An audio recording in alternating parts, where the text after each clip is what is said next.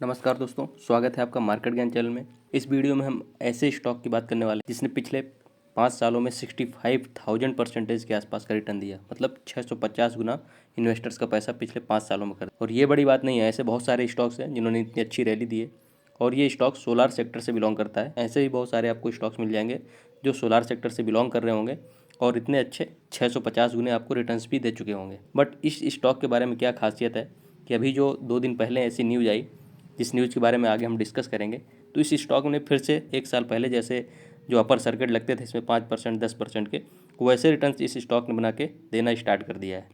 तो इस स्टॉक के डिटेल्स इस वीडियो में समझेंगे। इसके साथ साथ इसके फंडामेंटल्स भी जानेंगे, कंपनी के फाइनेंसेस भी जानेंगे और शेयर होल्डिंग, और सबसे इम्पोर्टेंट कि आखिर ये जो रैली फिर से इस स्टॉक में स्टार्ट हुई है तो ये आखिर कहाँ तक जाएगी, या क्या ये ब्रेकआउट है? अगर ब्रेकआउट है तो किन लेवल्स तक ये स्टॉक फिर से टच कर सकता है? जो इनका 52 वीक हाई है या ऑल टाइम हाई है वो लगभग 3,000 के आसपास है, बट स्टॉक अभी करेंटली 1,000 के लेवल पे ट्रेड कर रहा है।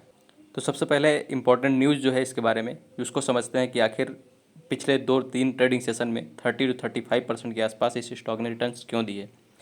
तो न्यूज़ अपडेट जो है इन्होंने 15 तारीख को यानी 15 जुलाई को इन्होंने शेयर किया था कि 17 जुलाई को ये अपना एक बोर्ड मीटिंग बुलाने वाले हैं जिसमें ये डिस्कस करने वाले हैं कि 2026 फाइनेंशियल ईयर क्वार्टर फर्स्ट के जो रिजल्ट्स है वो किस डेट को रिलीज करने वाले हैं, ये अपने बोर्ड मीटिंग में डिस्कस करने वाले हैं। तो उसी न्यूज़ के आने के बाद से with in 3 trading sessions 35 to 36% के आसपास इस स्टॉक ने यानी वारी रिन्यूएबल एनर्जी ने रिटर्न्स दे दिए हैं। तो स्टार्ट करते हैं वीडियो को इसके फंडामेंटल्स एनालिसिस से। आप देख रहे होंगे मार्केट कैप कंपनी का जो है 12,700 करोड़ के आसपास का है। जो करंटली अभी ट्रेड कर रहा है कंपनी वो लगभग 1,200 के आसपास, जो कि अभी पिछले 2-3 ट्रेडिंग सेशन में हमने बोला कि 35 से 36% के आसपास का इंक्रीज भी देखने को मिला है। इससे पहले ये स्टॉक 900 के लेवल पर ट्रेड कर रहा था।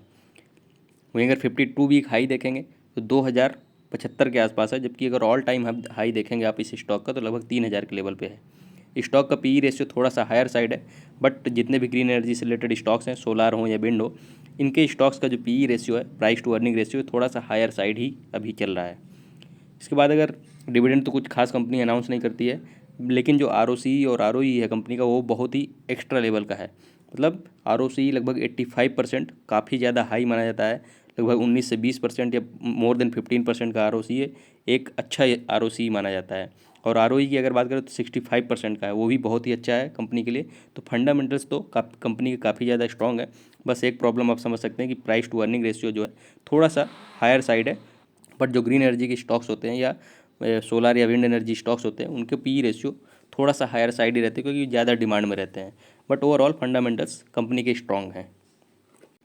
इसके बाद अगर कंपनी के फाइनेंशियल परफॉर्मेंस की बात की जाए, जैसा आप देख रहे हैं रिवेन्यू जो है फाइनेंशियल ईयर 2025 में कंपनी का लगभग 1,600 करोड़ के आसपास था, जो कि इसके पिछले साल कंपेयर करें मतलब फाइनेंशियल ईयर 2024 से तो लगभग 82 to 83% के आसपास ईयर ऑन ईयर बेसिस पे इंक्रीज था।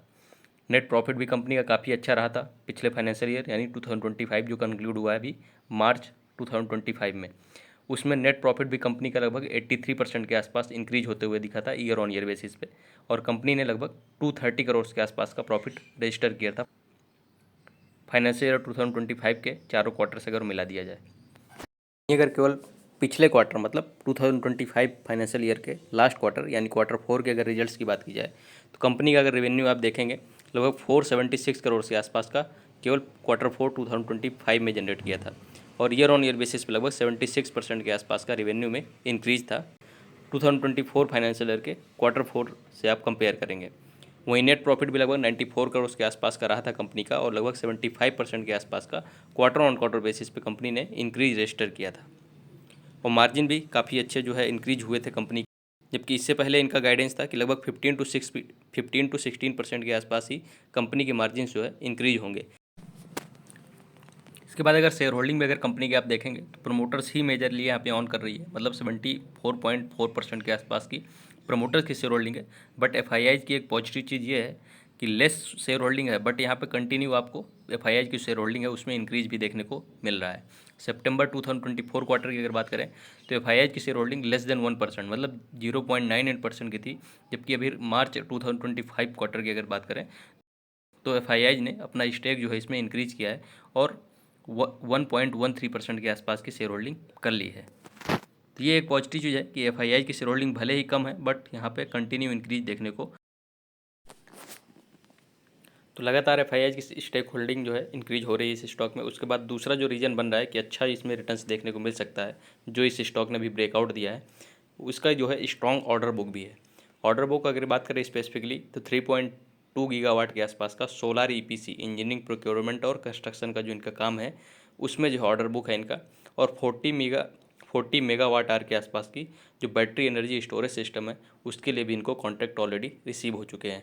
जबकि पाइपलाइन में इनका मानना है कि लगभग 30 गीगावाट के आसपास का इसके पास ऑर्डर्स इन फ्यूचर रिसीव हो सकते हैं।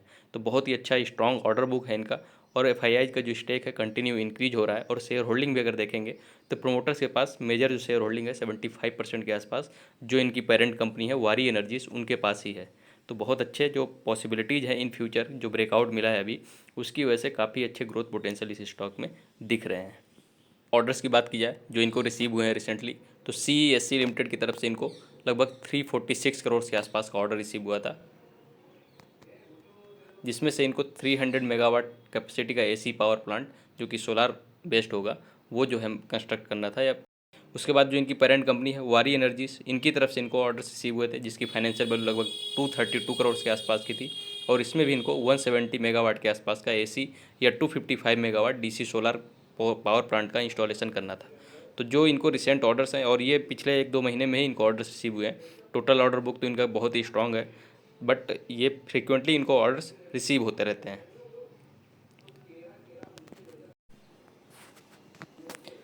इसके बाद जो हमने टेक्निकल्स की बात करनी है ताकि इसके बाद आप डिसीजन में बना सके कि आपको इन्वेस्टमेंट करना चाहिए और जो आने वाले पोटेंशियल्स हैं इनके क्या वो सही है या नहीं, क्योंकि टेक्निकल भी एक एनालिसिस का जरिया हो सकता है, क्योंकि फाइनेंसेस काफ़ी अच्छे हैं कंपनी के, ऑर्डर बुक भी स्ट्रॉन्ग है और काफ़ी फ्रिक्वेंटली इनको ऑर्डर्स रिसीव होते रहते हैं, और सोलार सेक्टर से रिलेटेड स्टॉक है।